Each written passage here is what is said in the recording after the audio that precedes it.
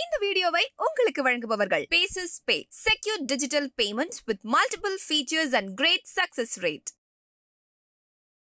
The future of this country is going to be decided by the young men and women of this country, the youth of this country. So I think anything we say has to be addressed to them, has to be spoken to them.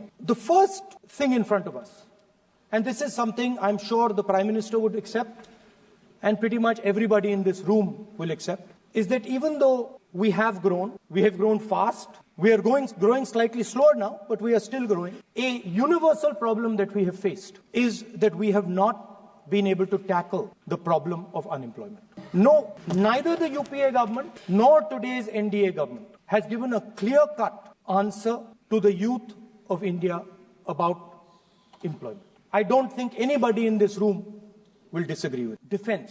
And today we have the Chinese, and the Prime Minister has denied it, and the army has contradicted the Prime Minister. It's true. The Prime Minister has denied it. The Prime Minister has denied it, and the army has disagreed with the Prime Minister that China is sitting on 4,000 square kilometers of our land, of our territory. I remember before the elections, all of you were saying 400 par, and you were saying you would change this. And then I was glad to see that the Prime Minister walked in and then was forced to bow his head in front of the Constitution. It was a moment of pride for all Congress people that we had explained to the Prime Minister and to the whole country that no force will dare touch this. Yeah. I know that the RSS has never accepted this. Mohan Bhagwatji has said that India didn't get independence in 1947. He has said that this constitution is meaningless. I know that that is at your heart. We will never let your dream come true. This constitution is going to rule India always. Speaker, sir, the election commissioner used to be chosen by the Prime Minister, leader of opposition, and the Chief Justice. Sir, the Chief Justice was removed from that committee. Why? This is a question, sir. This is a question to the Prime Minister. Why was the Chief Justice removed from the committee? Now, in a few days, I'm going to go to the meeting. I'm going to the meeting. There's going to be Mr. Amit Shah and Mr. Modi ji. And there's going to be me. 2-1. Why am I even going to the meeting? What is the purpose of me going to the meeting? I'm only going to the meeting to certify what Modi ji and Amit Shah ji are going to say. Right? Whereas if the Chief Justice was there, there could be a discussion. Chief Justice and leader of opposition could say, no, we don't agree.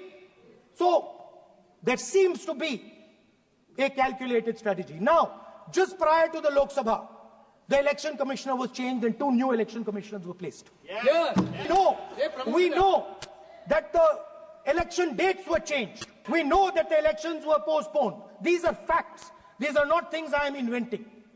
So, in order to safeguard this constitution, the entire opposition requests the data for the Maharashtra election. We request the data and the electoral list for Lok Sabha, the corresponding list for Vidhan Sabha. And I am very confident that the Election Commission will not give us this information. This mobile phone, even though we are saying we make this mobile phone in India, that is not a fact. This phone is not made in India. This phone is assembled in India.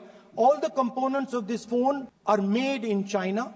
The network that has produced this phone is made in China, is owned by China.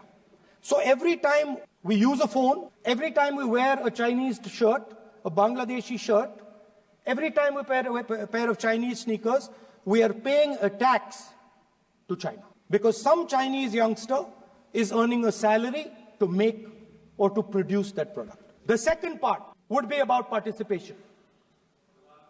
We have done a caste census in Telangana, and what we have found is shocking. Almost 90% of Telangana is either Dalit, Adivasi, backward, or minority.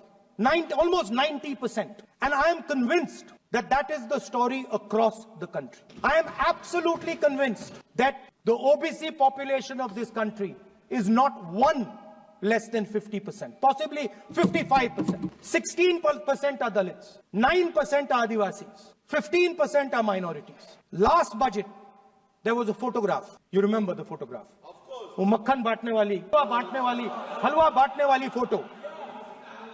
मैं हैरान हो गया कि इस बार photo हलवा खिलाया तो at the center of any new development paradigm for this country, which runs parallel with the production paradigm I spoke of, which works together with the production paradigm I spoke of, is the participation of lower castes, OBCs, Dalits, Adivasis in the wealth of this country. If we look at the largest corporates in this country, they're all owned.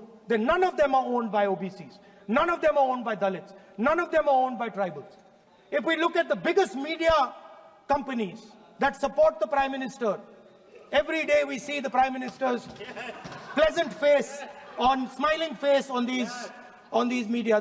None of them are owned by OBCs. None of them are owned by Dalits. None of them are owned by Adivasis. This is the fact. So central to any new development paradigm is the architecture of a new paradigm.